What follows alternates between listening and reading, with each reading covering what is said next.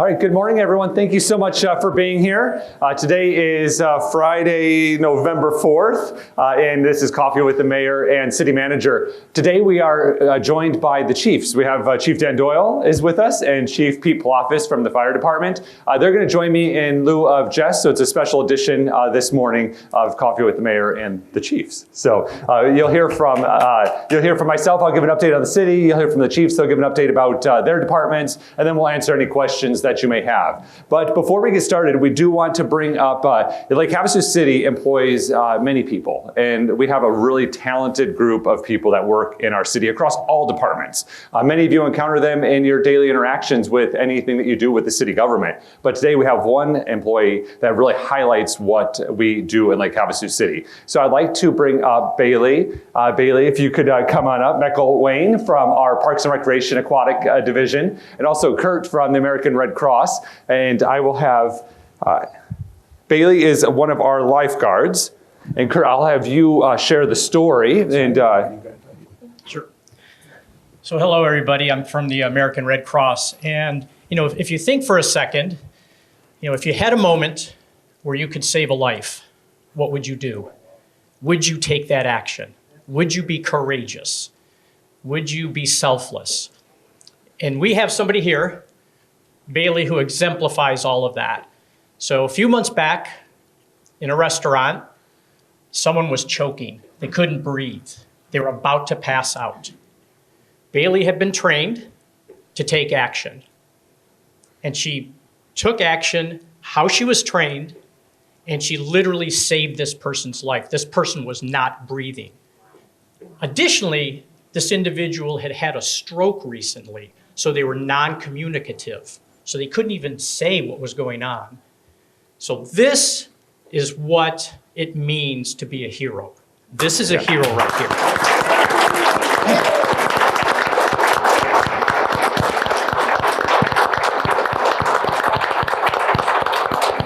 And just one other quick thing, I don't want to take too much time, is that I've got a couple of certificates I'll give out later, but I've got a certificate that's signed by the chairman of our organization, as well as the President of the United States. Very few things go out with the signature of the President of the United States, and I have that. And also a certificate to Swan, who is the teacher. Swan, would you stand up for just a second? Swan taught Bailey how to perform these life-saving procedures. So I've got some certificates and things like that for both of you. But just thank you so much for taking action. Yes. That is a big deal. It says a lot about you, so thank you. Yeah, thank you, Kurt. Yeah, and Bailey, if you could stay up here for a second. And so with that, Bailey is one of our talented team members, but she did all of this outside of her work duty. So it was what she was trained to do, took action right away, and that is what exemplifies not only the employees and the team members here at Lake Havasu City, but our community as a whole, that we take action when needed. So we would also like to honor you, and we have a certificate for you from my office and the City Council, and then we have something very special as well that we don't give out very often. I actually think this might be only the third one we've done in this year, and it's a key to the city. So thank you for your service. So thank you so much. Yes. So this is that. We would like to take a photo real quick. I know your leadership team is here, so Mike Keene, Swan, Matt, and anyone else that come on up and join me and myself, the chief, and Kurt. We'll take a big old group photo. And if there's anyone else that's important to you, bring them up, Bailey. Yeah. Yeah, Mom? Yeah. Is Mom here? Yeah. Okay, come on up. Yeah. Stand next to the mayor. Yeah, perfect. And we'll Get on actually hold this out.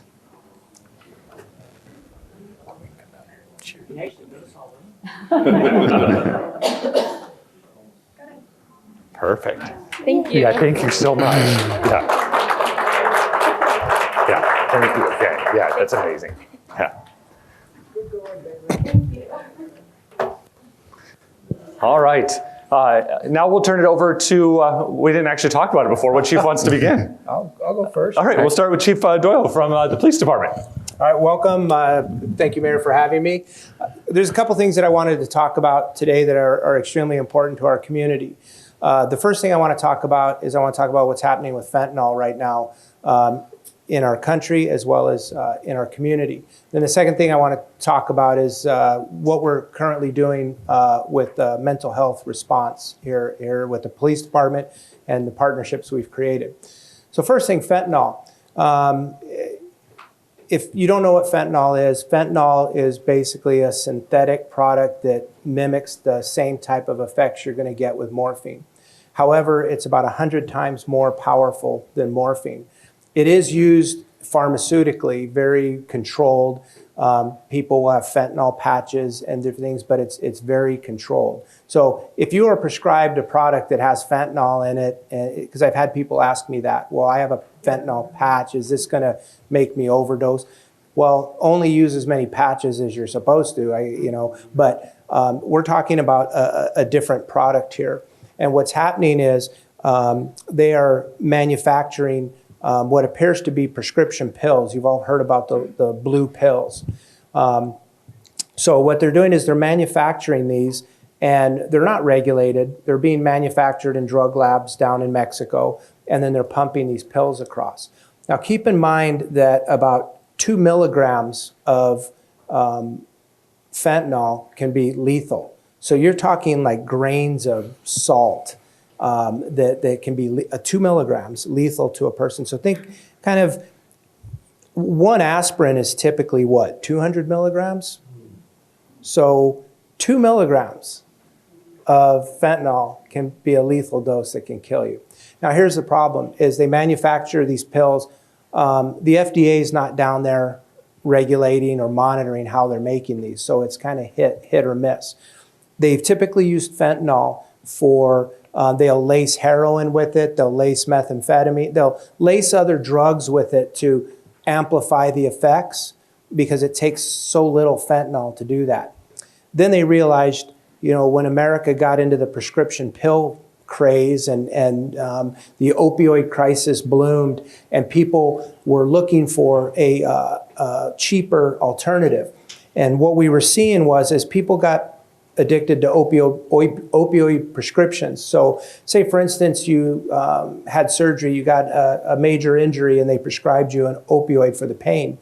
Well, a lot of people were getting addicted to those. And now they can't get the prescription anymore. So now they're going out and they're buying, trying to buy the prescription pills from people, and it's very expensive. And what we were seeing is we were seeing people switching over to heroin because they could get it cheaper than they could get the prescription pills. So now what we're seeing is people are getting addicted and they're going over to these fentanyl pills. Very, very profitable for the drug cartels. If you think about 4,500 of these pills, if you package them all up together, make about a pound. So I don't know how many veterans we got in here, but how heavy was your pack in the military? They load you up with 100 pounds easy, right? Well, think about, you could put 4,500 pills equals a pound. Let's say you throw 50 pounds of pills on someone's back and they walk across the border. Now, those pills are selling, when they sell them in bulk to a distributor, for say down in Phoenix or what have you, they can purchase them in bulk. If they purchase 500,000 pills, they can purchase them as cheap as 20 cents a pill. Then they turn around and they sell those pills for $5 to $10 a pill. So any business people in here, think about the profit margin that you got going there. So they are pumping these pills across our border at an unbelievable rate. We're seeing the addictions, we're seeing the overdoses, we're seeing all these things that are happening all across the country with deaths.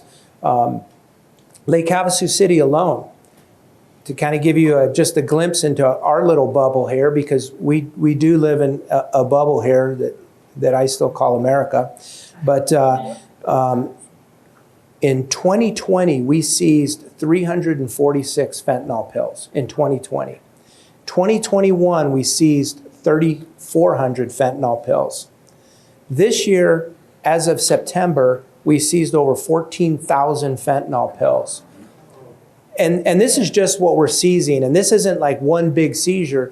These are everybody that we stop somebody DUI. They have these pills, fentanyl pills in their pockets. We're stopping, when we're arresting drug dealers and stuff, they'll have 1,000 fentanyl pills on them. Just every regular arrest, it is the number one thing we are running across now. It has taken over. Our heroin seizures have dropped off. Our methamphetamine seizures have dropped. Everything is turning into fentanyl. It is the next thing that's it is hitting us now, and it's going to continue to grow. And it is so profitable for the Mexican drug cartels that they are pumping it across the border as fast as they can. The other thing that's happening is the cartels are controlling the border. I had a meeting with some Border Patrol Intel group, and what the cartels are doing is they're controlling the border, who's crossing, who's doing what, and they can tie up Border Patrol, and then they can push their drug loads across. And they're just pushing massive quantities. If they lose some, they lose some, but they're making a profit. So it's out there. It scares me to death because of our young people, and that they tend to think they're invincible and they're immortal, and it's just a little blue pill. It's not, it's not like you're injecting something into yourself. It's a little blue pill. So we need to get the word out, and we just had a forum up at the high school that we did for awareness, so that we could make parents aware. And I think we got about 20 people showed up. So we need to push this word out. Parents need to understand. We're really pushing the message hard with our youth to stay away from this. Right now, you don't know what you're getting. No matter what you're taking, you don't know what you're getting. They are manufacturing them now to look like candy. And the primary reason they're doing this is for smuggling purposes. They are making them, they're multicolors. They package them in Skittles, big Skittles candy packages, so that if law enforcement happens to open up and they look, it looks like a sealed something you bought at the store. And they're transporting them that way. Sweet Tarts, Skittles. What scares me about that is a package gets in the wrong hands and some child takes a handful of what they think are Skittles and pops them in their mouth. It's over for that kid. I mean, there's as fast as a kid will eat candy, they'll overdose so fast that probably nothing we can do for them.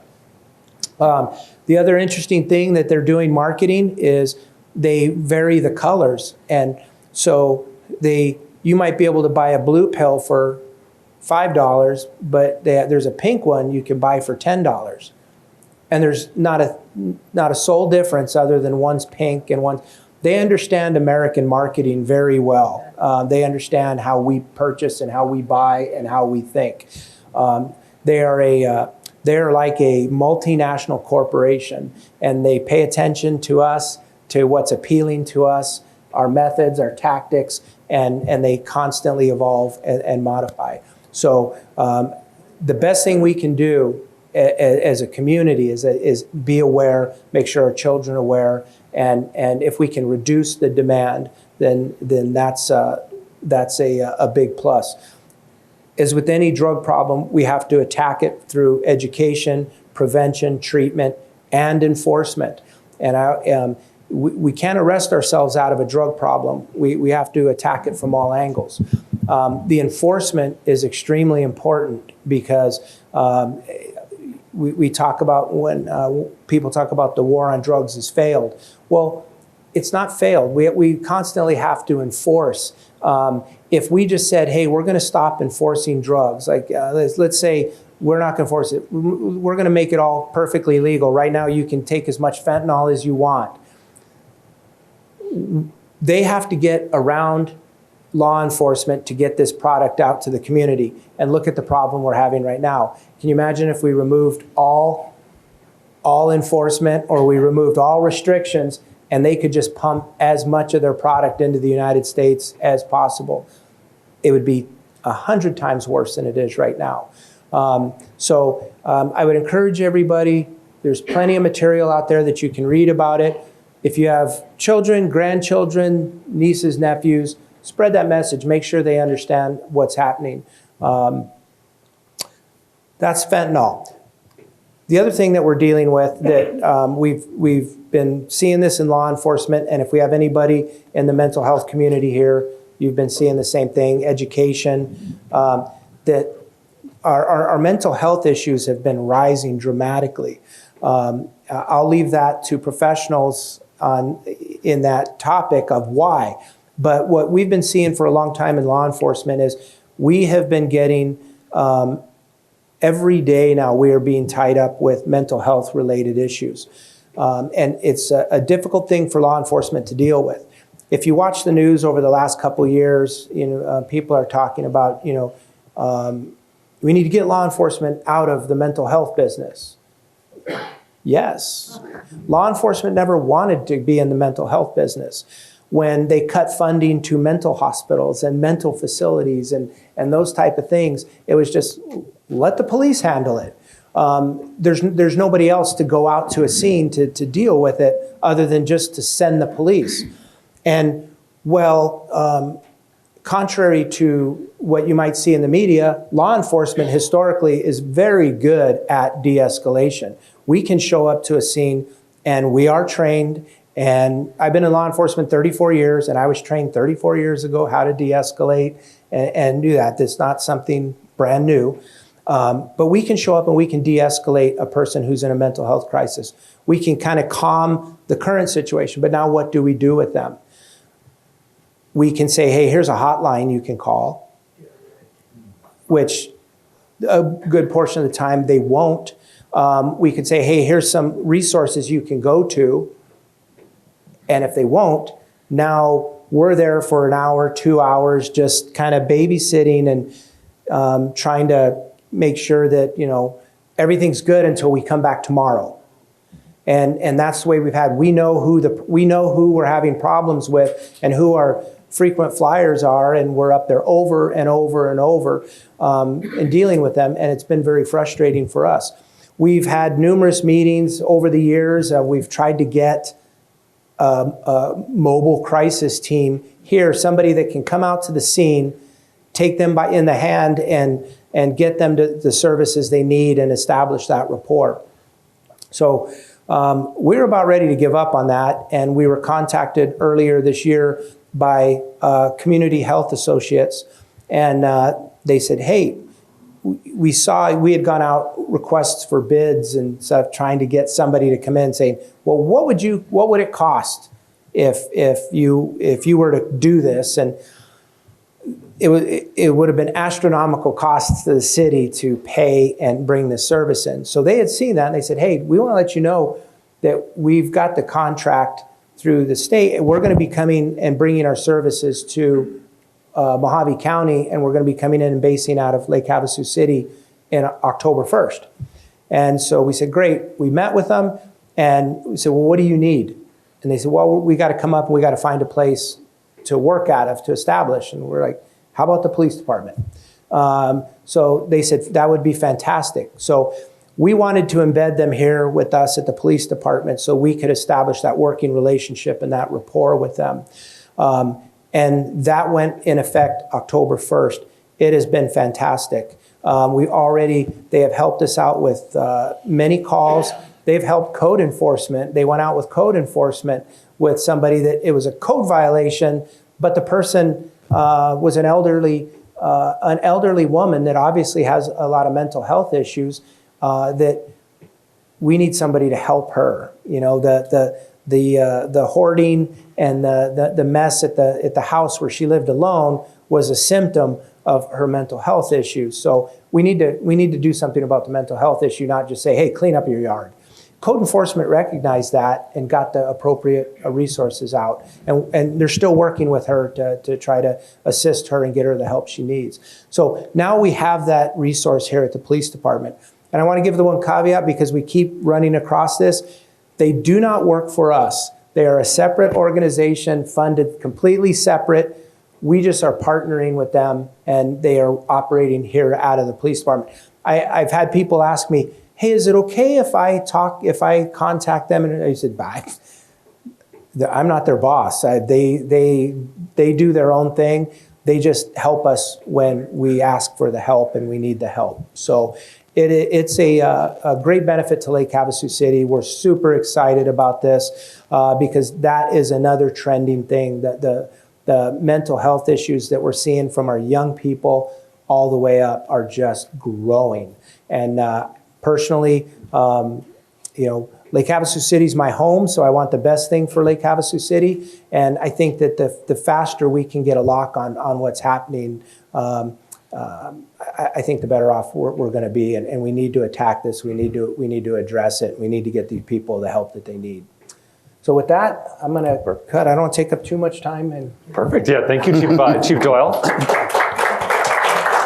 Chief Doyle will be available afterwards to ask questions with all of us. So, and now we'll turn over to Chief Pilafas. Thank you. Welcome, everybody. Mayor, thank you for inviting me and Chief to come and speak with you. I've always enjoyed seeing the public and bragging about what we have been doing in the fire department. Bailey, thank you so much.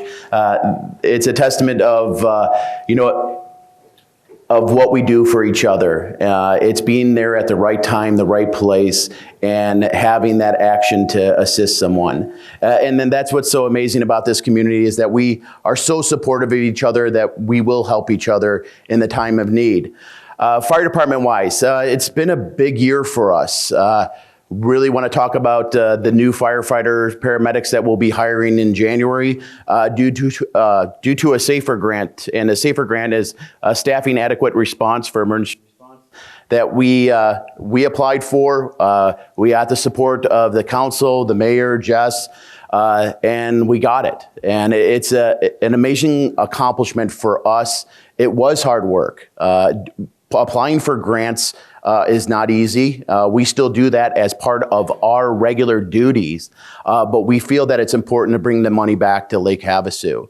It is our money, and I stress that too, is to take that relief off of us. So for the next 3 years, we are going to have 11 new positions that is going to help us serve all of you, which is important. Is there a plan afterwards? Absolutely. It's all about planning and making sure that we can sustain that. But the first thing is we need to hire the right people. Recruitment has been very successful. Our CTE program with the high school, that partnership is working out well. We haven't had that return on the investment just yet. It still needs at least 3 to 5 years. But we have some individuals that have taken advantage of the opportunity with the fire department to provide them a career path. We're working on our fire apprenticeship program and helping and guide the next generation of firefighters. That's men, women, really all walks. I mean, if you feel like you want to help someone, and Bailey, you could talk to me afterwards if you want a career. It's so important to help individuals find what they want to do. And this is something I've been stressing, at least with the CTE program, is do you want a job or do you want a career? And the thing is, when you interview for a job, live your interview. And what that means is, what you're going to tell us you're going to do it. If not, then you're not living it. And the thing is, I'm always so happy that I became a fireman. I do feel bad for the police at sometimes because, they get looked at a different view, but we're all a team here. And we're all here to serve you. And that's what's so important. Swan, thank you so much for your expertise and ability to help our new recruits do the swim test. So when I came here, we live on a beautiful lake. We live in a beautiful community. And I wanted to make sure that our new firefighters knew how to swim, right? I think that's kind of important being on a lake. And we developed that in the probationary process. And if they didn't know how to swim, that's perfectly fine. We're going to teach them. And Liberty, thank you so much. You've really helped us out too with assisting some of our firefighters that maybe just are not the best swimmers, but give them a little bit of a chance of helping them along. And that's the whole thing, is I don't want to set people up for failure. If you need help, that's what we're here for. So, and the thing is, that's what's so amazing about this city, is that we all work together to serve you. So it's working with Dan, working with the Parks and Recs, working with Public Works. It is that team atmosphere.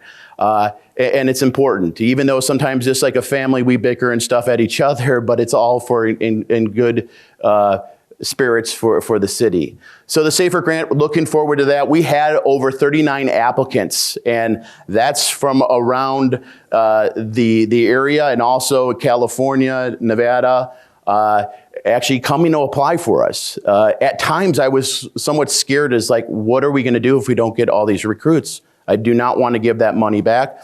But the thing is, it's amazing with HR assisting with recruitment and touching different parts of Arizona is getting individuals to look at Havasu as a destination. Not only so much where we live, the lifestyle, but it is a great place to live and serve. Like Dan says, we are on an island, all right? We need to support each other.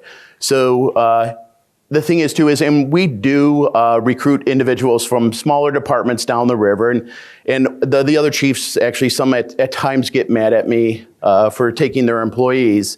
But the thing is, it's just important that, you know, we try to work together. And that's why it's so important that the CTE program is giving the opportunity to local individuals that want a career and work for the city to give them that opportunity. And if they don't, that's perfectly fine. There's other opportunities for them. So we definitely look forward to that. Our plan is January 9th to bring on the first phase, and then February 20th to bring on the second phase to have that implemented. So look forward to that.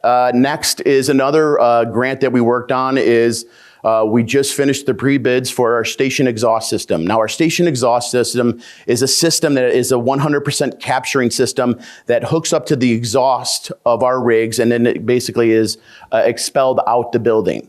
Kind of sounds, well, why? Well, I just don't want my firefighters to breathe in the exhaust fumes that are coming from the rigs. This is something that is important, and we applied for a grant, and we received a portion of the money. We're going for the bids, and we want to make sure that our employees are safe, healthy, and it is important. We do have an exhaust system, but it's just not, I would say more a little bit obsolete. It just kind of blows it right through the station. And when I mean through the station, through the apparatus floor. So we're working on that, and that's been an excellent process. So we hopefully will finish that up during our fiscal year. It just arrived 2 days ago. We actually finished our first refurb of one of our engines. So a refurb is actually, we took one of our current assets, we went out for a bid, and we actually partnered with Fire Trucks Unlimited, and they did a total overhaul of one of our new rigs. And that was to try this program, see if it works, and it's actually almost like a brand new engine. All right, they actually took the old engine out, refurbed it, new trans, new drivetrain. They put some new updated lights on it, made sure our pump. So the thing is, it saved the city about $500,000. All right, and then that's what is just trying that program. Don't get me wrong. I mean, it's just a start, but we're trying to extend our assets a little bit further, and this is one method. And I appreciate the council, finance, just trying to look at new different ideas of what we can do. The thing is, everybody is aware of the supply issues and stuff, and we did purchase, on the approval of the board, a new engine. But we're not going to see that until next year. We actually got that approval in January. And again, it's taking a couple years. Now, it's taken about, what we're hearing from our salespeople, is about 3 years to get a new rig. So the thing is, thinking outside the box and doing the refurb program, we brought our refurb in to Fire Trucks Unlimited in February, and we just received it. So basically, after we start testing this one out, we're going to send another one through the refurb program. So it's amazing that I'll get 2 refurbs done before I get a new one, and basically for half the cost. So, I mean, just again, it's just being fiscally responsible and taking care of the equipment that we do have. Other things that are going in the fire department, we have promotional exams coming up. Again, I feel like that's kind of like a constant. Our fire department has individuals that have been here and served the community for a period of time, and we're hitting that threshold where I have about 50% of my department has 15 years plus. I have about 30% that are around the 20-year mark that are ready to, hang up and retire and go enjoy their time off. The thing is with that, I just had a couple more individuals going into the drop program, so I kind of already have end dates on them. So now I have 10 individuals that are in the drop program. I need individuals to serve you. So that's what we have been working on, again, with our partnerships with the high school and with the community college to funnel those individuals here. I'm just glad we started now. We probably should have started a while, but we don't need to look in the past anymore. We just need to continuously look in the future. So there's a lot of positive things, and I can't do this without the support of my team. With all the members on the fire department. I can't do it without, number one, is all of you. And I think that's what's important, that, you know, anything that we get is a need. And it's so important that you give us, and I'll call them gifts, for us to serve you. And that's what's so important, is just to if you have questions or how we operate, I think it's valid. That's why it's awesome that we actually do the coffee with the mayor. So if you have questions, ask away. The thing is, sometimes you might not like the answer, but that's okay. We could disagree on certain things. But I tell you, I love being here in Havasu, and I'll be going on 3 years in April. It feels like 20. But it is definitely enjoy. My kiddos are having a great time here. And just, you know, when I was walking down McCulloch during the trick-or-treat event and stuff, it's just amazing how tight-knit our community is. And it's just so proud being here. Best choice in my life that I came here to be with all of you. And don't get me wrong, we all have challenges ahead of us and stuff. But I think we could all take care of it together as a group. And it's just important that, you know, if you have questions, it's important to ask. But the thing is, let's just take care of each other too. So, Mayor? Perfect. Yeah. Thank you, Chief. I was going to say something about you. Yeah. So this is a great testament to some of the leadership we have in Lake Havasu City. Chief Doyle and Chief Pilafas are just two of the many department heads and city staff that make all of this operation happen. So thank you for joining me this morning. I'll give a general update on a few things that are happening in Lake Havasu City. Then we'll open it up for questions for myself or either of the chiefs to answer the rest of the time. So we've talked a lot about the courthouse here in Coffee with the Mayor and also the City Council. I'm happy to let you know that the council did approve the budget for the courthouse. So there is $6.1 million for the courthouse that's going to start construction basically now. We expect by December of 2023 that the courthouse will be complete. So we're really excited about that. We've talked about all of the things that this is going to bring. One, we need a roof over our head. We've been kicked out of where we're at now. So that's the most important, but we also will be able to expand our court services so people that find themselves in the court situation, they can have alternatives or pathways so they don't find themselves there in a reoccurring fashion. So really exciting things with the courthouse. The courthouse, again, is on Acoma Boulevard, just adjacent to the City Hall complex that we are in this morning. It's going to add continuity to the campus up here with our police department, our prosecutor's office, the city attorney's office, and also the court services. So very excited that is done. We also talked about code enforcement, and we spent a lot of time in Coffee with the Mayor about code enforcement and different issues that neighbors are having within their neighborhoods.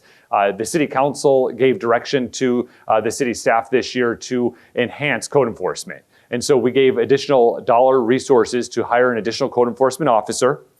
We also looked at different code changes, and we made those changes. The majority of all of our complaints come with nuisance complaints. So junk vehicles, things in the backyard, that kind of stuff. That's the majority of the complaints. So we just codified what that looks like. So a vehicle now has to be operable, has to be registered, and you have to have insurance on that car. If you are an enthusiast that likes to work on cars or tinker with things, that's okay. But that would be limited to a 200 square foot area in your backyard that's covered from your neighbors. So we still are going to be reactive in our code enforcement approach, meaning that if there is an issue from a code enforcement perspective, our code enforcement officers are not going out looking for those challenges, but we will respond when a resident makes a complaint. So you can make a complaint in a variety of different ways. You can go to our website at LH hcaz.gov. You can also download the Havasu Now app from your app store. That will allow you to get real-time updates on any code enforcement complaint that you may have lodged, or you can also call the code enforcement department to lodge those complaints. But that's now codified and been approved through council. We're also working on signs. So we have parallel tracks on signs. One is the political signs during political campaign season. This year, more so than many, we've got a ton of complaints, not formally, I will say that, not formally, but informally through people reaching out to city staff or to the elected officials about signs everywhere and violations of political signs. At the same time, we've been seeing more electronic signs going along and being installed in our community.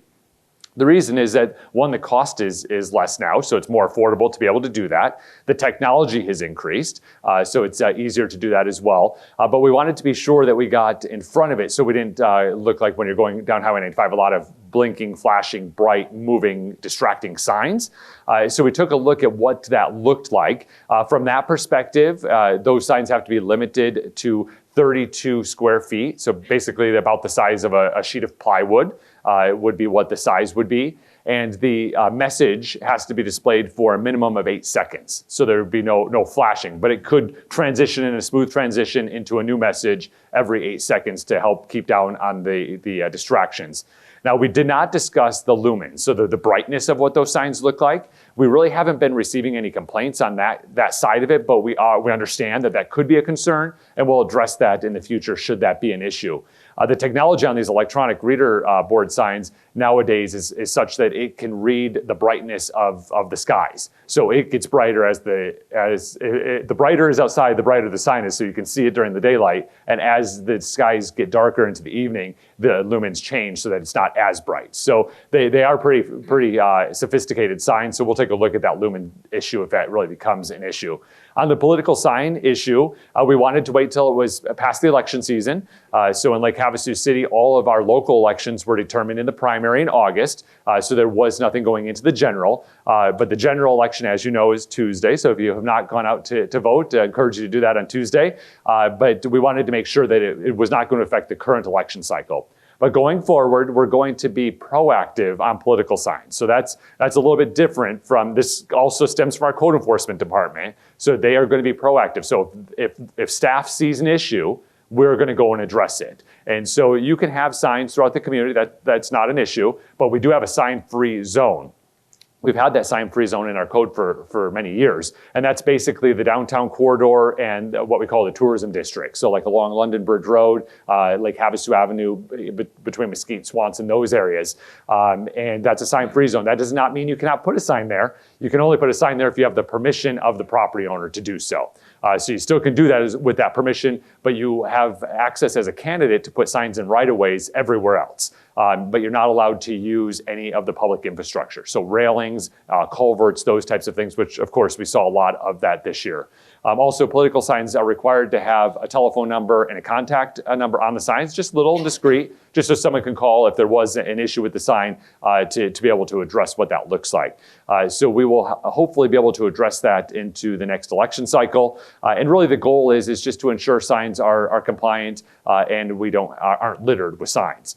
Most of our local candidates are not generally the issue, but there are sign companies that install signs for statewide and federal offices. And generally the way they do it is if they see a sign, they put a sign.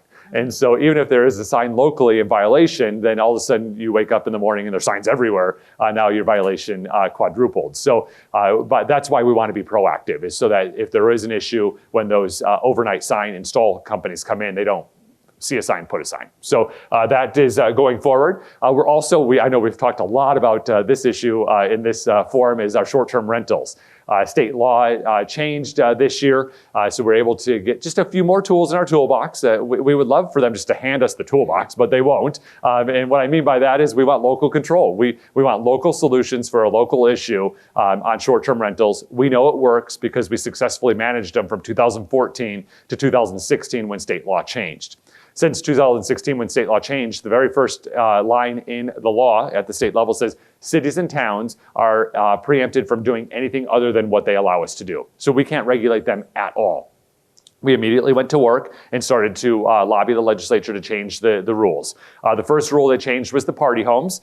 This was really in response to large 10,000 square foot mansions, I guess you could call them, down in the Scottsdale, Paradise Valley area, where every weekend 200 guests would roll in. They would have a wedding with a large band and lots of noise, and 200 guests would roll out.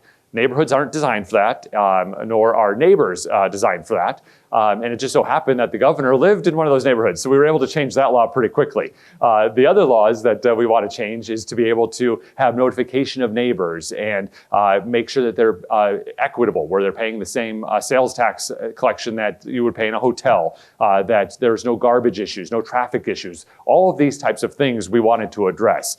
So what the few tools we got this year to allow us to do that was now notification. We wanted it to be 300 feet radius. That's similar to our zoning rules. So if zoning were to change, you have to notify residents and property owners within 300 feet.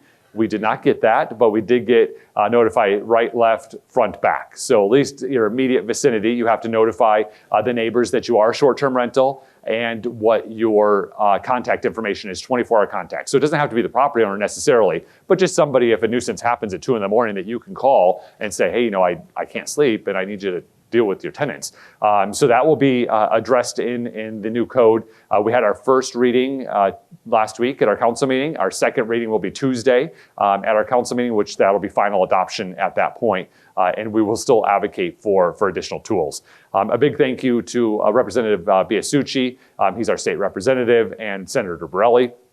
We met with them last year because we were thinking of how can we get this addressed? It's just not working. We've been working for 5 or 6 years, and we talk to citizens every single day, and we tell them the story, but they don't believe us, because why would you? It sounds so ridiculous that we can't do anything to address this. And so they said, let's try something different. And they agreed to run a bill. So Representative Biasucci ran the bill in the House, and the senator supported it in the Senate.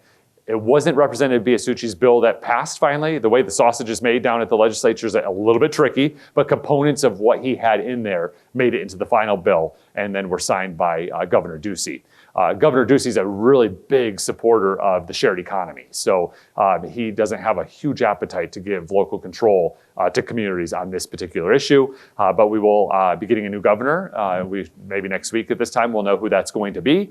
And we've had conversations with both of the candidates about that. And hopefully we'll be able to get the additional tools we need. Some of the things that we did do locally to help address short-term rentals is through trash. The trash bins that we now have helped to reduce the trash in the area, and we also adjusted the noise ordinance in the neighborhood. So it's measured on the C scale and the D scale. I don't ever get the right one correct, but one of them deals with like the boom, boom, boom you hear. We addressed that. So that's now in the code, so that when you are sleeping and you hear that kind of obnoxious noise, that can be addressed from a local perspective. So we'll continue to stay on that front, but after this goes into effect, so after Tuesday's meeting, if it's passed by the council, which I would anticipate it would based on our conversation at the first reading, it will go into effect 30 days from that date. The legislature, once they pass a bill, it's 90 days after the close of the legislative session. So we weren't even able to start addressing this until September 28th. So we've moved pretty rapidly on this issue. We also have the Downtown Catalyst project. You might have seen it in the newspaper 2 days ago, I believe. We've been working on that front. This is probably, other than the courthouse, is the second most public outreach project that we've done. We had, I believe, 32 plus public outreach events on Downtown Catalyst. So just a real quick, brief overview of what that is. This is the lot on Quario and McCulloch in the downtown area. The city purchased that in 2015 while we were going through the America's Best Community competition. Lake Havasu City was one of 350 communities across America that joined the competition. We made it through multiple iterations of levels of the competition. At the end of the day, we won $2 million as a grand prize winner for America's Best Community. And that was for 5 pillars of change when it comes to economic development, job creation, education, tourism and place development, water, and community engagement. So it was over 200 people worked on this effort from all walks of life in Lake Havasu, all social services, economic development, education, citizens at large came together to develop this plan. Of the plan, there was 3 pillar projects that came out of it. One was the Downtown Catalyst project. The second was a co-work location, which is making great strides as well. And then one was an environmental learning center. The two that have the most movement is the co-work location. That's actually going up right now on the McCulloch area, adjacent to the slot I'm talking about. It's behind Sanchez Hawkins jewelry store, and it's starting to go vertical, but that's going to be a place where entrepreneurs and small business owners or people with ideas can go. They can rent a conference room for a day. They could rent an office for a bit. They could go in and rent a few offices as they're growing their company. And then the Partnership for Economic Development will help them go to the next level. So it's basically an incubator space for new entrepreneurs and new businesses within our community. Surprisingly, 72% of all of our businesses in Lake Havasu City are 5 or less employees. So small business really is the backbone of what makes our community tick. This will be a place that we can continue to foster those relationships. But just right next door at the Downtown Calais project, there has been $1 million of the winnings allocated to that project. Right now, we're waiting for the final cost estimates to come in. That'll be coming before council in the coming weeks, and we'll have that discussion. I fully anticipate the cost estimates to be over $1 million that we have from the winnings, and that will be the conversation that the council will have to have on how many or if any additional dollars go towards this project. But the idea with the space was initially, the reason it's a Catalyst project is it was going to be a public-private partnership. So we'd have private businesses with high-density uses on one half of the lot, like pubs, eateries, coffee shops, retail stores, and then we would have a public open space on the other side of the lot. That really wasn't working out. We went through, and a lot of the folks that had interest were other public entities. So like ASU, colleges, Go Lake Havasu, just things that were funded with taxpayer dollars. And that was never the intent, to use all taxpayer dollars on that project. So we kept pulling back away from that. And then we decided, it's been 6-7 years now, that how can we get something done and allow our citizens to continue to enjoy the space as they have now. So the way it's envisioned would be a place that is flex space, so it allows for the events to occur in that area, but it also is a place that you'd want to go down on a daily basis to maybe meet friends for coffee or head down there and study or whatever might allow with ample shade structures, restroom facilities, but still giving the flexibility to allow food trucks to be there or art and craft fair to be there or all of the things that we go down there and enjoy throughout the year. It's a really great facility the way it is now, because I've heard people say, well, let's just keep it the way it is now.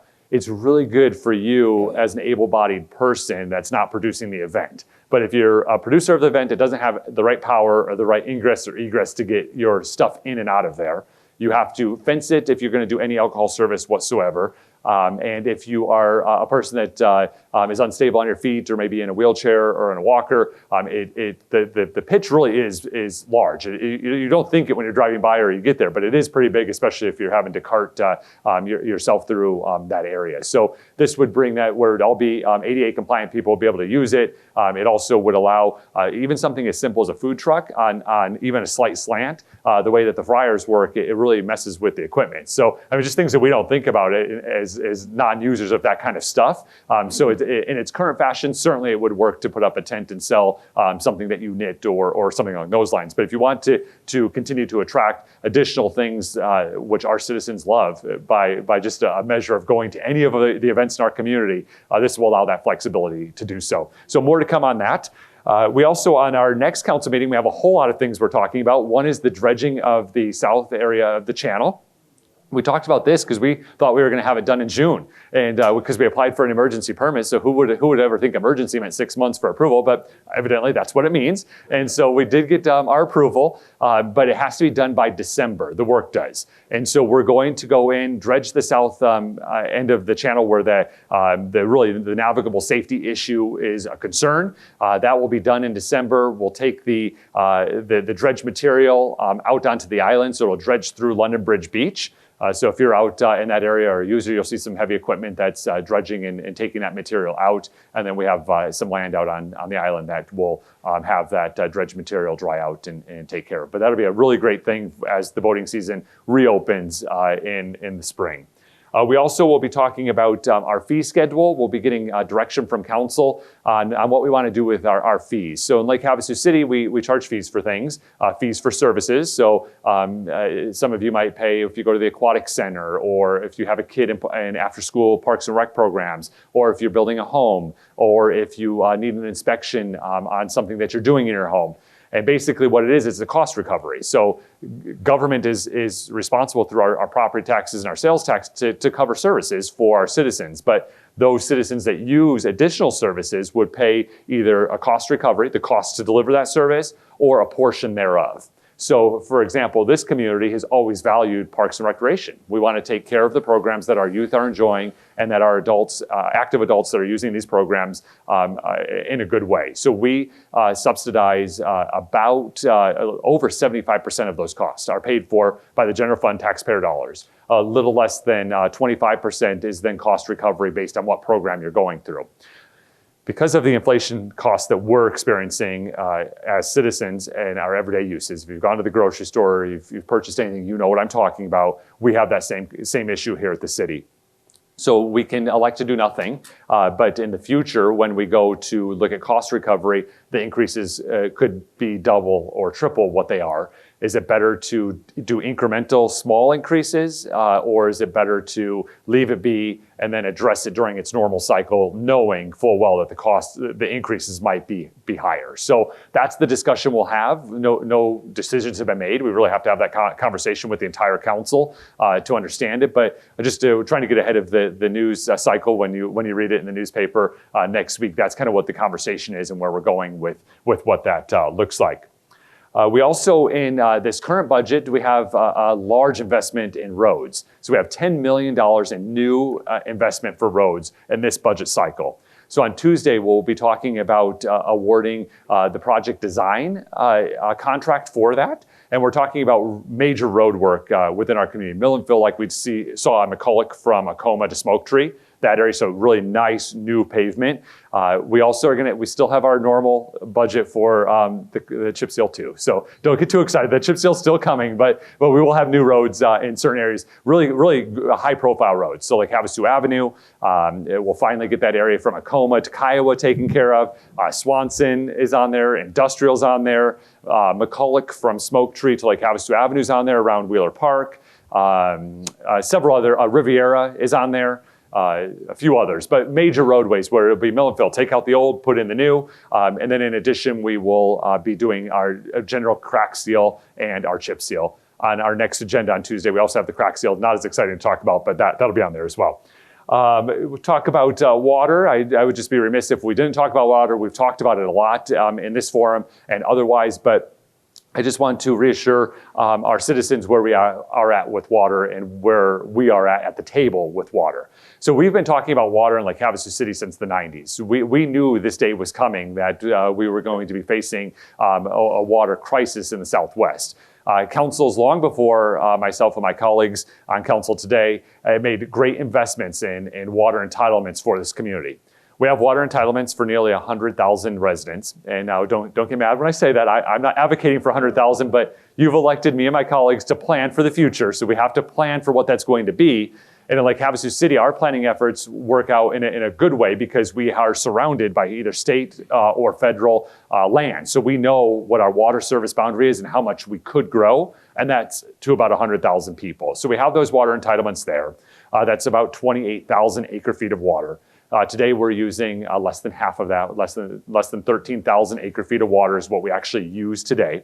We use less water today than we did in the 1990s, and that's with our population growth. We've done that through critical investments in water reuse programs and conservation programs. So those efforts have worked. We can do more. We have always encouraged other users along the river to do the same. They're now having these discussions, and that's why you hear it in the news. And so the federal government has always been a part of these conversations, but not forceful enough. There's 7 basin states, Colorado and Wyoming up in the north, all the way down to Arizona and California in the south, including a treaty with Mexico that rely on this water system. The water system is primarily from snowmelt in Colorado. The river itself produces about 16 million acre feet of water. 14 14 million acre feet of water, and its allocations out is 16 million. So we already have a 2 million acre feet structural deficit of the river, and so we have to figure that out, and we have to figure that out as the basin states that use it, as well as the treaty honoring the treaty in Mexico. So, of course, as you would imagine, everyone gets around the table and they say, we're going to keep our water, and how about you give up water? And so every state does that, and then no state does it. And so nothing happens, and the 2 million acre feet of structural deficit remains. So now that you're hearing it in the news, you see the water levels are down in certain areas. That is because of that structural deficit. How do you manage the water? If any of you have taken any of the tours at any of the dams, so Glen Canyon Dam, the Hoover Dam, any of those, you know how the system works. The dam systems move water throughout. Lake Havasu City Lake Havasu, the body of water, is a reservoir that has straws at the south end of our area. So our water only fluctuates about 8 inches in elevation at any given time because of that. So the water that's holding, we won't see those same issues that we're seeing up north because of the way that Lake Havasu is structured on that full system. That is with the caveat of the hydrology is changing, and it's changing at a fairly rapid pace because of this mega drought. So we need to work through what all of those pieces are. When I say we're at the table as well as these other water users, but we have the small C. Like, I don't even know if we're at the kids' table. Like, but at least we're there, and they know that we're making noise. So, we've been talking about it for many, many years. We've known this is coming. This is not a surprise to us at all, and we've planned appropriately and done what we could. Now we need the federal government to broker those conversations between all of those people. So when it comes to a couple more things, then we'll turn it over to any questions you have. Is we have our next Hazardous Household Waste Day. So this happens once a year. Is on the 10th of December. December 10th is a Saturday. It's going to be from 8 to noon at Fire Station 2 over on Kiowa. So there'll be a drive-through area that you can drive through, drop off your paints and your hazardous things. I don't really have a lot of hazardous things. Do you have anything on that, Chief? Yeah, the thing is, there's an information press release. There are certain items and quantities, and it's for Lake Havasu residents only. So that's just important. There will be a map be coming off of College through the back. And then you'll exit onto Kiowa. So since I've been here, we've been doing it at the fire station. It's worked out really successful. This is a partnership with our Republic Service, and then they have a company out of California that does the hazardous waste and takes it away. So there are specific quantities that you can bring. And again, I'm just stressing that information is on our website, and there'll be more information coming out. We have a site visit coming up with them in the next couple weeks or so. Thank you. Yeah, so this is an opportunity. Obviously, we live in a beautiful area, and we're surrounded by amazing deserts. Please use these opportunities, or if you have a bulk pickup of mattresses and the like, you can call Republic Services and they'll take that directly from your curb. There's a certain number of times they'll do that for you each year, but they'll do that. Do not take it out into our desert areas. It's a real challenge, obviously, just for the beauty and the natural enjoyment that we all like in that area. But it also, just from a management standpoint, we can't manage it because it's our desert is beautiful and accessible to all of us, but it's not owned by Lake Havasu City, and some of it's county, and some of it's state trust land, and some of it's BLM land, and that's so complicated to even just remove something simple that someone is too lazy to get rid of the correct way. So please don't do it in the desert. Use this opportunity for the things that are required, and do not take it out to the desert. Veterans Day Parade next Friday. Is Veterans Day, so we thank all of our veterans in our community for their service, and encourage you to come down to the Boulevard at 10 a.m. and enjoy the Veterans Day Parade, and there'll be a ceremony at Wheeler Park right after the parade on next Friday, the 11th of November. With that is all of our updates. We'll answer questions. So again, any questions you have for either the chiefs or myself, we're going to have, before I do that, I do want to introduce my colleagues that are here. We have Councilmember David Lane is joining us. Thank you for being here. And then we have Councilmember Cameron Moses is with us. Councilmember Lane is going to take around the mic. I did get a couple of questions from from Dave before, so I'll answer some of those. I'll intersperse them with other questions that come through. So I'll start as Councilmember Lane finds his way. The first one is that he had heard that there's illegal immigrants coming from Mexico. They're being transported here to Havasu and provided housing. And asking if I'm aware of it. That's not occurring. And so that's not something that's happening. Not that they have to contact my office, but they would contact my office. The other thing is we don't even have housing for the people that live here. So there's no one that's getting bused to Lake Havasu City at all when it comes from the immigration standpoint from the border. So next question is, does the city have control of what Riviera Marina does on the lake, such as putting houseboat rentals in the marina and connecting them to the sewer system? What happens if they back up and those types of things? So Havasu Riviera is a public-private partnership. So the public is Lake Havasu City. Our role was to put Riviera Boulevard, our parkway in. We did that. We have since been paid back on the development agreement with the land sales. The private is the land sales. And then the other public is Arizona State Parks, who did a concession agreement with the Riviera Marina. The marina is on Arizona State Park land, and the wharfing and riparian rights of that land is controlled by the Army Corps of Engineers. So very simply, Lake Havasu City has zero control on permitting of anything that occurs in that area. So any dock areas or dock extensions or those types of things are approved by the Army Corps. And then all the buildings, the only building that we had to go through our building department was the kiosk stand when you first go in, because that happens to be on our land. But everything else, like the marina store, all that is all goes to the state of Arizona, and we don't have any say on what that looks like. Now, there has been some things about houseboats floating around social media that I saw with people that are going to short-term rental them, or you buy a share of them, or something along those lines. Yeah, that is allowed, but not permitted by the city, or even where the city can do anything about that. The plan that was approved by the Army Corps of Engineers, the dock plan, was included in it. And so there was a public comment period at that time, which I don't know the specifics of when that happened, but many, many years ago, and that was already approved. So, Councilmember Lane, if you want to. Yes, I actually have questions for each of you, but I want to start with Cal. All right. In the new council chambers on the second floor of the courthouse, how many years do you expect to be in there before the courts will have to take over that space? Yeah, so for that question, the courthouse adjacent to this facility has, on the bottom floor is the main court services. There's 2 courtrooms, jury assembly room, offices, records, holding rooms, all of those types of things you'd have in a normal courthouse that you'd see. The second level, so the building we purchased was the former Havasu Fitness building, which when Jack and Dale Bailey, who owned it for many years, decided to retire, we were able to purchase that building. There was a second floor mezzanine that provided some fitness. That's where this second level is going to be, and it's a multi-purpose community room. There has not been a decision of the council chambers moving there in its entirety. Chief Doyle probably would love us to do that, because we're in what we call the council chambers, but really is his police training room.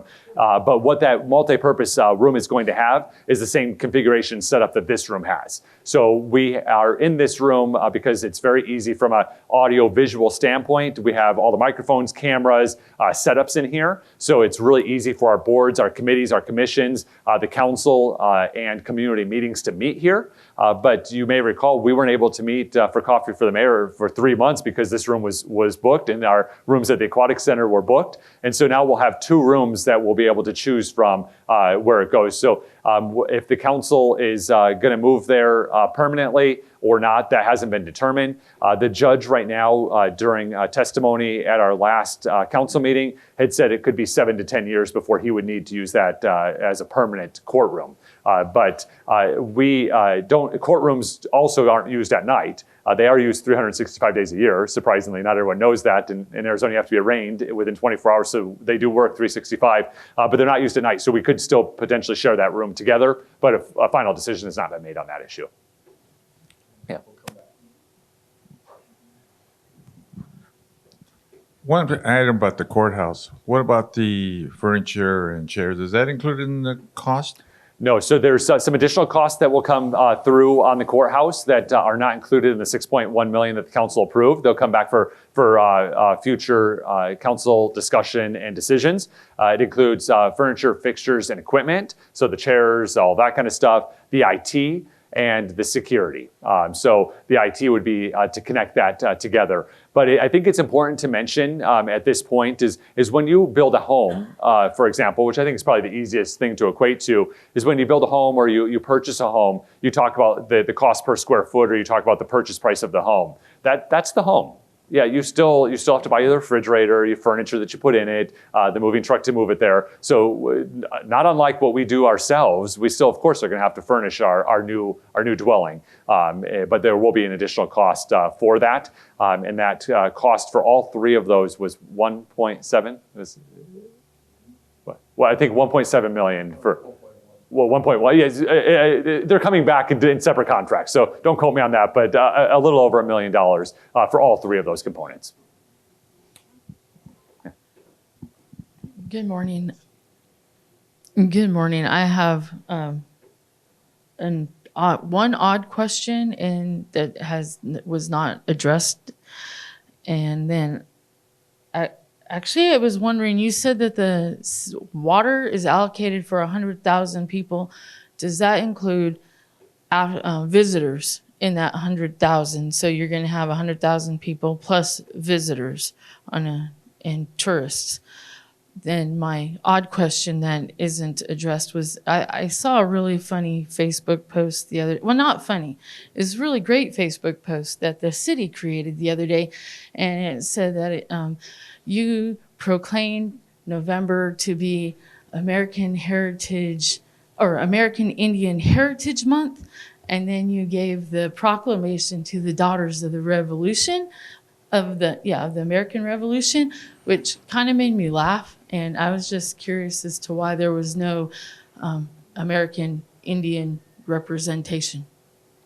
Yeah, so the question about water, it's 100,000 permanent structures. So it's residence for 100,000 that does not include visitors. So we know the water use on what occupancy would be of our hotels, resorts, and the like. And then our short-term rentals are multi-purpose uses. So we when it comes from a water perspective, we look at them as if they are residences. But if a full-time resident's not there, but instead there's visitors using that facility or long-term renters or what that might look like, that's all into the number. So it's enough structures to support a population of 100,000 people with visitors on top of that number.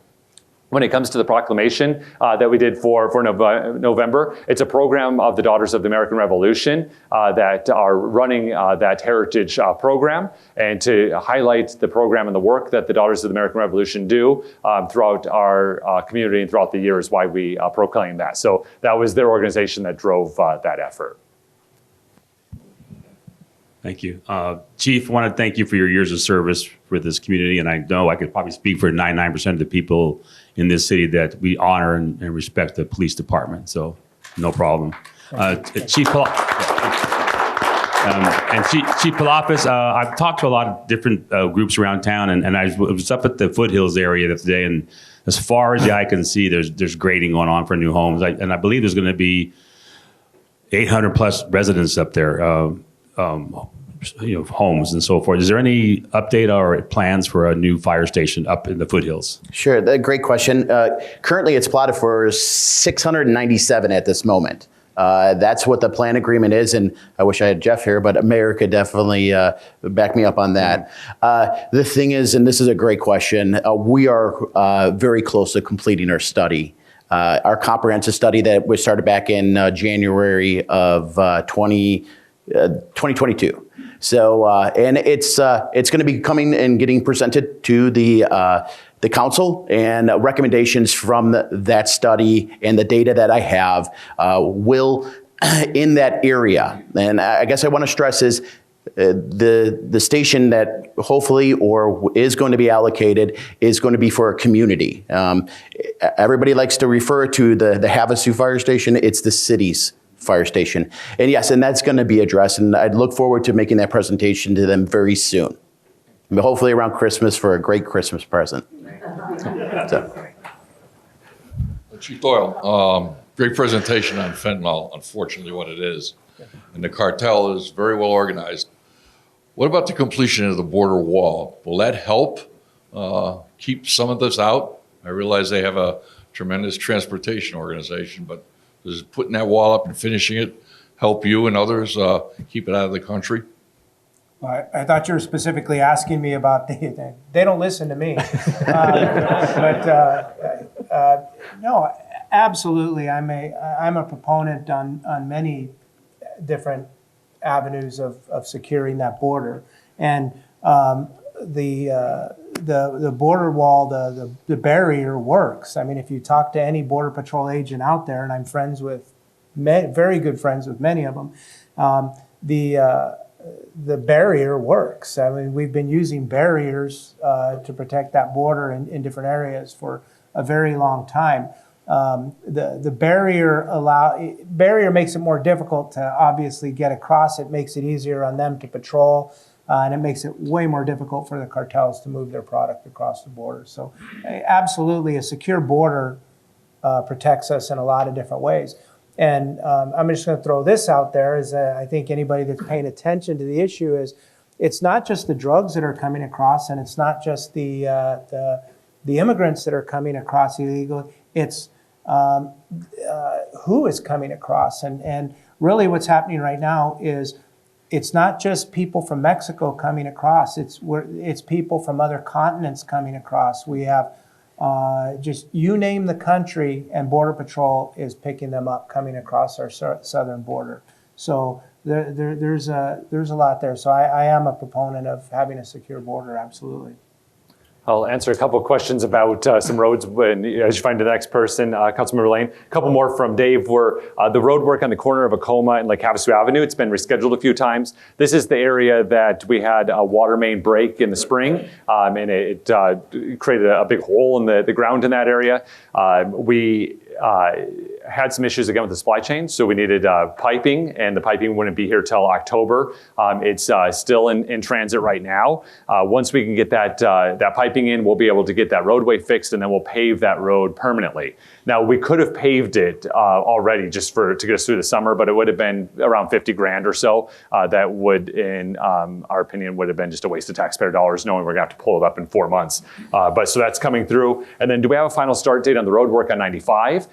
So Highway 95 is going to get repaved from Sarah Park all the way up to I-40. It's gonna be fantastic. We went through and got some budget allocations for it, general fund appropriations from the state of Arizona, so our tax dollars coming back, but could not have been done without Representative Biasucci. He really, really championed it to the point that he got out of his car in a suit, taking pictures to go take down to committee to finally get it approved. Once we got it approved, we took it to bid, and it wasn't enough money. And so they were gonna do what was called curb to curb, which is literally just running a paver along the road and not doing into their right of way in the intersections. So if you go to like any of our intersections with 95, there's like, there's the highway, there's like a gravel patch, and then there's nice roadway again. That's because they didn't do their right of way last time. They did it 20 years ago. And so we went back, and Representative Cobb and Representative Biasucci championed it, and were able to get us additional money. So now we'll be able to do the entire roadway. So real quick, that's exciting stuff, but I need you to remember these feelings you're having right now, because Highway 95 is going to be under construction, and it's going to be painful for us. So please be excited. Keep that excitement you have now when you're driving through saying, I can't get there, because it's going to be a nightmare while they do it. But it will be a nice enhancement to our area. It's going to bid at the end of December. So it's going to go to bid. We'll get the numbers. As soon as the numbers come back, they'll start the construction spring of this year, based on how all of that comes together. And the last road question was 95. Oh, and industrial. Industrial, we also, it looks fairly bad from Highway 95 down to London Bridge Road. If you go down to Windsor Launch Ramp, another water main break in that area. That's going to be on the design approval for Tuesday's council meeting. And it's going to be one of the projects in the $10 million investment that we'll be doing. Okay. Cal, the other day I was going down the road, and we got behind a white Dodge van SUV type vehicle with the government tags and a Lake Havasu seal. But it also had an Uber seal in the window. What is that? That's our transit facility. So we've talked about transit in a lot of different ways. So before this new transit system came into play, we had what was called Havasu mobility. So citizens that needed to get to a doctor's office or a grocery store would make an appointment. We would come pick them up and we would take them to that appointment and then we would take them home. And that was all we really could afford.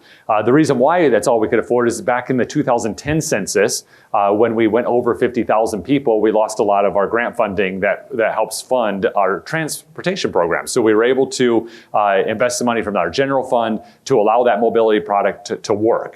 However, it was only to doctor's offices and to grocery stores. It did not even allow the specialty grocery stores. So if someone wanted to go to Herbs or one of those types of places, they weren't able to go there, just the traditional grocery stores. And it also didn't allow for citizens to go out and do anything social. They couldn't go to the movies. We couldn't take them anywhere. These are folks that don't have any other way to get around than this. So we started to look at some other opportunities, and through our Public Works Department and Patrick that runs our transit program, they came up with some really innovative programs that we can do. And the best thing about it is that our same general fund contribution we were doing for the mobility product is what we're contributing to this product as well. But now citizens have the opportunity to go anywhere that they want to go during transit hours, and they can go, the city's been put into 3 different zones. So if you go basically the south side, central, north, if you're going from the south and you want to go to Walmart, obviously that's on the north, you would get into a transit vehicle. They would take you down to the lot on Mesquite, our parking lot at Mesquite. There's a water park, splash pad there. And then also this is by the lot that we're talking about. And you would get into another transport vehicle to take you out to Walmart like a normal transit service would work. But the difference is we don't have buses, we have vans. And then we have Ford Edges that go around the community on the Uber app. So you can actually order them on the Uber app. It'll say Lake Havasu Transit if you're a rideshare user with Uber, and you can get fares at $3 a piece. And you order the app and go on a ride and go to a grocery store or the movie theater or a restaurant or your friend's house, whatever, church, whatever you want to do. And then we have one other component of that, and that's a route that we'll be developing after the first of the year that actually will be, we call it a bus, but again, it's just a van. It will take you from the downtown area to Walmart and back so people can go to the mall and get their services there. So when you see that Uber sticker, that's because you can actually order it there. You still can call our dispatch center as well. But if you're not savvy and don't have a phone that can have apps or anything, still call dispatch and we'll do the same thing for you. But we actually use the Uber dispatching technology. So they have an enterprise solution for municipalities to use to try and make it seamless for riders to get on it. So, yeah. Hi, I have kind of an issue here that's happening here in the city. We were victims of an aggravated assault recently. Our ties here to the community go very deep. My father helped reconstruct the bridge. I have pictures of my uncles water skiing on Lake Havasu in the 60s. So, we really have deep ties here. I recently moved my son here from LA. He could no longer make money in LA because of the economy, so he moved here. He's in trade school right now. Otherwise, I'd have him sitting right here next to me. He was in a local establishment the other night. He was walking to greet a friend across the room. He was grabbed from behind by the throat. He was strangled. He was assumed, because you all may have seen my son around the store. He goes everywhere, and we met you recently, wears a bow tie, he's very skinny, and he usually has something patriotic like a flag shirt or something on. I don't know what triggered this gang to attack my son here in town, but he was strangled unconscious. The last thing he remembers is that he was yelling, call the police, call the police. The guy said, I don't effing care about the police. I'm gonna effing kill you. Again, assuming he's gay. And the police were called. He was sent in an ambulance. This guy had a gang of men with him. They were trying to get to my son in the ambulance with the officer there. The officer thankfully called back up. These guys were yelling at him saying, we're going to kill you. We're going to kill you. My son's looking at the officer like, I don't understand what's going on. I don't know this man. I just walked in here. I've only been here for 5 minutes. Who are these guys? He goes, dude, these guys want to kill you. You're sending his friend to jail right now. While my son was in the hospital, this man was already released on no bail. My son's still in the hospital. This guy's out on bail. I started instantly. I was on a trip. We're in our RV traveling, and I was shocked. I immediately start doing my research. I found out that Lake Havasu is number 37 out of 100 for safe cities. That means we are not a safe city, which shocks me. I moved my mom here 7 years ago to get her out of Chino, California, so she would be in a safe city. She's had no issues. She loves it here. But that worries me so I've been dealing with the prosecutor's office now and the victim's advocate, and she's been absolutely no help. She's extremely rude. And I find that the prosecutor said that they've already have a plea deal for this guy. The officer wrote it up as a misdemeanor. Now, we have a special law in Arizona. I believe it's SB 1164-RZ4 or 74, and it specifically says that this is an aggravated assault when it includes suffocation, choking, or anything that stops a person from breathing is a felony assault. So I actually wanted to come meet the chief because I know that one of your mission statements is a safe and secure community, and I feel like if we don't have a prosecutor who's not hard on crime, who's going to be soft on crime and plead these deals down and let these people come, I don't want people coming to party in Havasu and come across the state line like this is Vegas or someplace and you can come and beat up on our citizens and then go back across the straight line within hours and here's your slap on your hand and bye and we'll just talk to you over the phone. They need to come here. They need to pay a price. If that needs to be going to Kingman to jail or whatever it is, we need to protect our citizens because most of us are retired and elderly. If you can pick on a young man just because he's skinny and you think he's gay, how about me as a woman here walking around at night, And I talk to neighbors and friends and they're like, well, don't you know you can't go there at night? What do you mean I can't go there at night? I live in Havasu for crying out loud. Oh no, we all know. Yeah, I just found out recently you can't go to Flying X anymore. I mean, I love country music and I just recently found out we don't go to Flying X anymore on the weekends because there's always fights breaking out. Oh, we don't go here because, there's fights. You'll get stabbed. I'm not in LA, I'm in Havasu. So that's my issue. And I just hope our prosecutors are going to take this, and I'm hoping I can get some help. Yes, let me, I'll address a little bit and then I'll turn it over to the chief. When it comes to, I'm not going to address your specific, but I'll globally talk about what that is. Depending on the level of crime, there's different levels of prosecution. So the local municipal prosecutor would take care of more of anything less than a felony. Anything that would be felony crime, that is the county prosecutor would take care of that. So we are tough on crime when it comes to at the local level, but there's other levels that come together. Now, does that say we get it right every time? I'm not suggesting that's the case at all. When it comes to the safe city measurements, a lot of it is about percent of change. And so they take records and statistics from a year prior and then records and statistics of maybe the current year. Say that there was an aggravated assault or a murder, which very rare to have that occur in Lake Havasu City. So one murder in Lake Havasu City, very tragic, but it's 100% growth from the year before, which would throw off how they're doing their tracking. So those aren't always a fair representation, but I know the chief and his team work really hard on that. So I'll turn it over to you, Chief, to maybe address it from your perspective. Yeah, I also point out when you see a lot of these studies that come out in various topics, we get thrown in with the county-wide, the Havasu metropolitan area or whatever they might call it, and we only deal with the city boundaries of Lake Havasu City. So we've disputed a number of the studies that have come out where their numbers have been just wrong. When we look at the numbers they attribute to us, we're getting Mojave County and they're saying Lake Havasu City. So that's one thing. I've lived here 34 years. My both boys are born and raised here. I wouldn't have raised them anywhere else. I love Havasu. My parents moved here, passed away here. My brother lives here. Pretty much the whole family followed me here. So, but do I think Havasu's safe? Absolutely. Compare us to a lot of places that you could live at right now. We're very safe. Does that mean that things like what happened to your son don't happen here?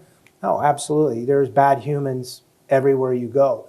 I can't really speak specifically to your topic. I'd definitely like to talk to you afterwards because I'm not up on exactly what occurred there, so I can't speak to that. But it's definitely something we'll take a look at and see. Our prosecutors are are very good. I'll have to take a look at this case. We actually have our Lake Havasu City prosecutors, which work for the city, are very aggressive. So we'll have to take a look at that and see what the circumstances are. So yeah, I'll talk to you afterwards.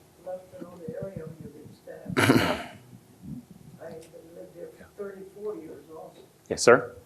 Yes, my name is John Hubinger, and I live on War Eagle Drive. And in Wednesday's paper, it said that there's 208 more storage units planned for, I assume, right at Home Depot.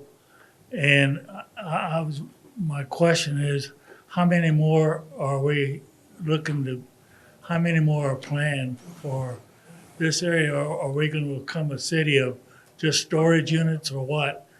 And I think we need to look at that a lot closer.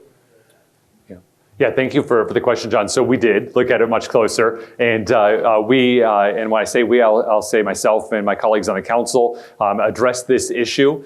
We did not want, when folks and citizens were coming into Lake Havasu City from either the north or the south, to only see storage units and wonder, what is the city? Is there anything beyond a bunch of storage units? So we addressed that, and now you are no longer able to, in a C2 zoning designation, to have storage units by right. So prior to our action, if you were in a C2 zoning, you're allowed to have storage units by right, and that's why we have so many of them along the highway. We restricted that, but if you still have a property that it makes sense, you can do a plan development process and say, I own the C2 property, I still want to put storage units here, would you approve it? The first one came before council in the last month, and we did approve it on a 6-1 vote, and that was up in Onacoma and Industrial. But it made sense in the way that it worked to at least the majority of the council, so that passed. The action that you're talking about on Wednesday's paper was in front of the Planning and Zoning Commission.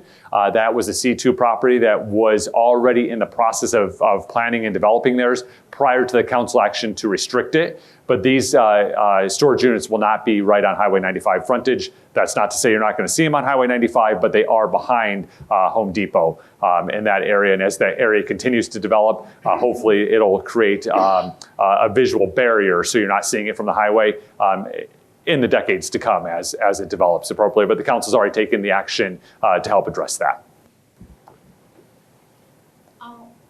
I just wondered, is everyone eligible to use the Uber? Yes, so the question is, everyone eligible to use the Uber transit function? Absolutely. So anyone can use it. And if for those not familiar with how these apps work, is when you request a ride, you then know how long it's going to be till the ride gets there. You can follow it on a little map to see how close they are. You can message with the driver to say, no, I'm on this sidewalk and or across the street. It's available to anyone on the hours that the app is open. The differences are our hours are much different than the 24-hour service that you have general rideshare drivers driving.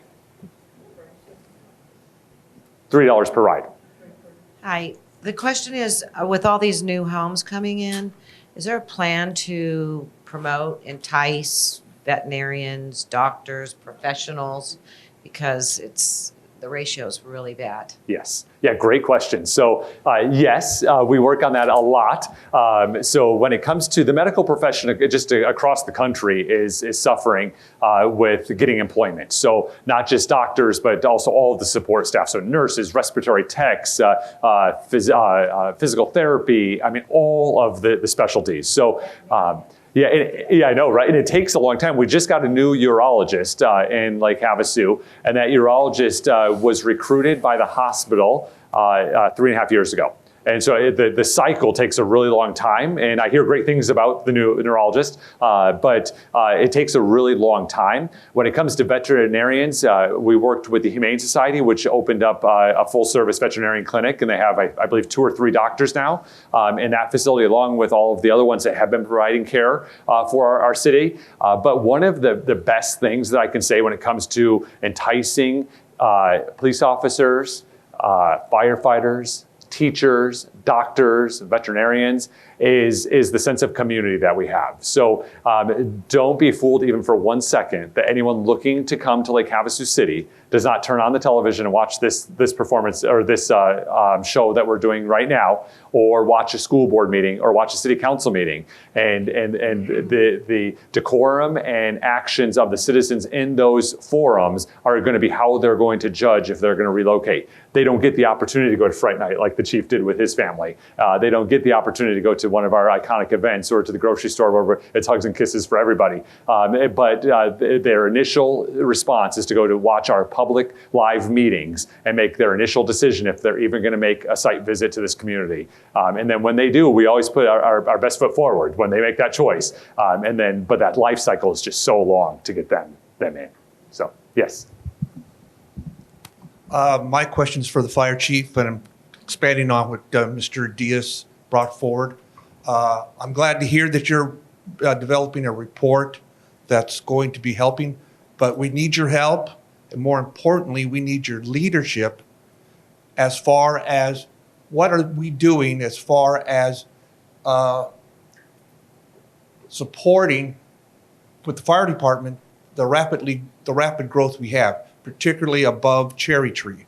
We have a development up there that has a lot earmarked, I call it little fantasy land, which is the fire station.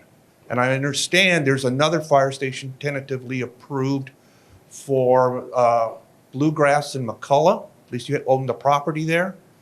But the folks up in the foothills are feeling like they're being ignored.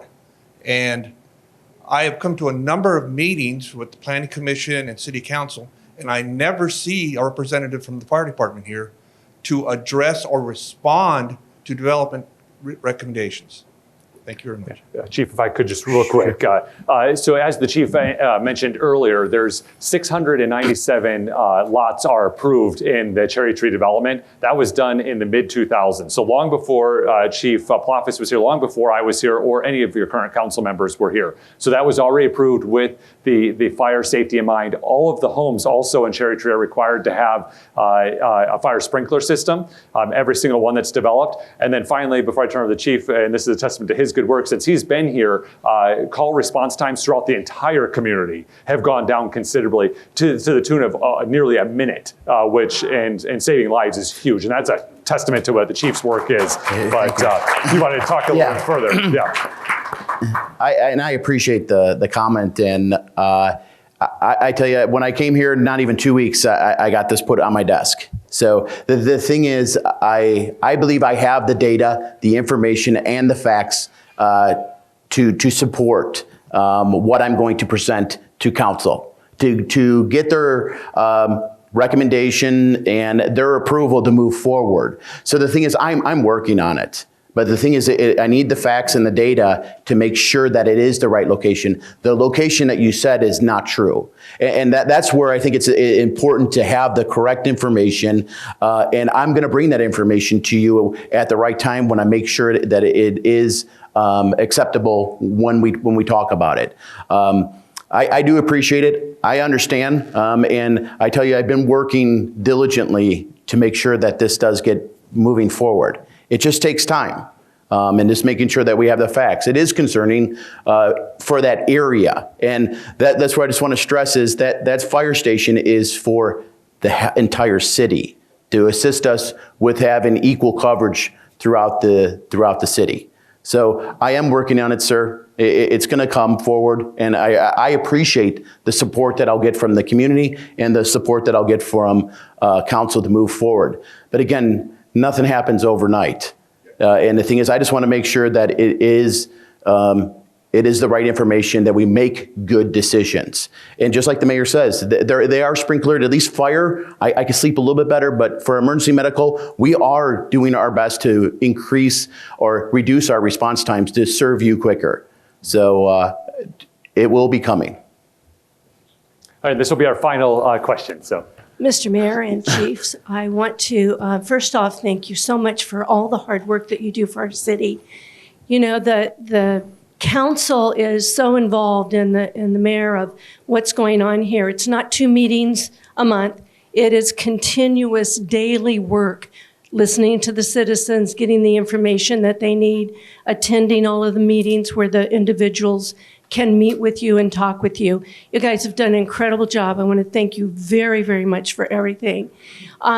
Chief Doyle, you are going to be so missed. You're going to be so missed. And I just want to remind everyone here to contact our city manager and let him know how important it is that our employees here find that when they're qualified, they should be looked at in the opportunity for advancement into our positions. Those are some big shoes to fill, but we got a guy here that's going to be great. We need to remind that our employees need to know that their hard work over the years will help them in advancement. And Fire Chief, thank you so much for everything you do too. Yeah. Thank you, Donna. Yeah. So if you have not guessed yet, Chief Doyle, this is going to be his last coffee with the mayor and chiefs and manager because he is retiring in December. And yes. Yes. So he said he spanned over, Chief Doyle spanned over 4 decades. It hasn't been that many years, but 4 decades of leadership in Lake Havasu City. He's been in law enforcement 34 years and has done a tremendous job. And when the chief took over, Lake Havasu City was in peril when it came to public safety. And Chief Doyle took the bull by the horns and really turned into a community policing where the community was involved and you have access to the chief anytime and programs that his department runs or is responsible for. And we really appreciate your leadership over the years, Chief. Thank you. Yeah. Thank you. Yeah, so the way the new chief is determined is the city manager goes through that process, and they're currently in that process now. And hopefully we'll be able to, well, certainly before the chief leaves, we'll be able to announce the new chief. And so when that process is there, we'll be sure to, maybe this would be the first format that we introduce the new chief at. Yeah, thank you. Thank you. Yeah. Thank you. Yeah, did you want to say anything, Chief, or are you good? Without getting choked up, so it's, I'll do my best. It's been an absolute pleasure. I never called it a job. It's been a passion. I came to Havasu in 1988, and I started when I was 10 years old. I'm just going to throw that out there. No, I came to Havasu straight out of the Marine Corps and fell in love with this community. I actually grew up down on the border in Arizona. So I like small communities, and came here, fell in love with Lake Havasu City. Like I said before, raised my sons here. My parents followed me here. My brother followed me here. The whole family came here. I'm retiring. I'm staying here. I'm not going anywhere else. So I'll be watching. And no, what a great group of people.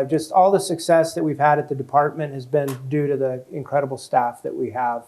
Not me. I'm a firm believer, surround yourself with intelligent, capable people that are all smarter than I am, and we've been very successful by doing that. So, and then the entire city staff, my fellow department directors and all, it's been an incredible ride.